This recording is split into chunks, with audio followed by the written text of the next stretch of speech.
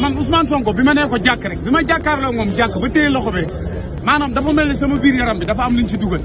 maanaam boo xoolee boo gisee photo bii nii ma nekk suuf boo xoolee Ousmane Sonko man ni ma koy xoolee rek ak ni muy waxee ak man maanaam nekk nit ku am yëg-yëg nekk nit ku baax mu ni ma man xàmmee naa la njoolum Colobane man dama lay bëggee vraiment kontaan naa si yow liggéey bi rafet na billahi wallahi tallahi maanaam Ousmane Sonko yëg-yëg bi mu am ci man ah mboolem lu ma doon def dinaa ko gën a yokk li ma gën a neex ci Ousmane Sonko nag li ma wax ak maam gisante bi ma gisante ak moom li ma gën a neex mooy li ma ni maanaam moom ay doomam man ñoom samay fans lañ ay doomam man la ñuy bëggee maanaam buñ gisee sama vidéo dañuy kontaan nan ko papa kii def la bëgg ah kii def la bëgg kii maanaam dañuy bégloo dañuy reetaan maanaam loolu rek bi ma ko waxee rek sama adduna yëpp dafa tukki ba pare démb Ousmane Sonko bi muy ñëw Colobane fii waa Colobane yëguñu ko de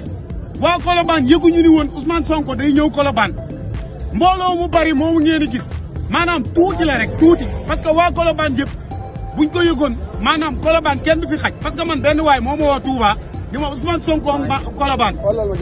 si laa demee nag daal di xool mu nekk dëgg mais billahi wallahi kontaan naa trop parce que Ousmane Sonko comme moo dem ba xam ma man ah ba ràññee ma ba ni ma xamee naa la njoolum Colobane bi ana sama jiini sama xol bi sedd guy mais li man neex si wax ji mooy loolu moo wax si njabootam vraiment kontaan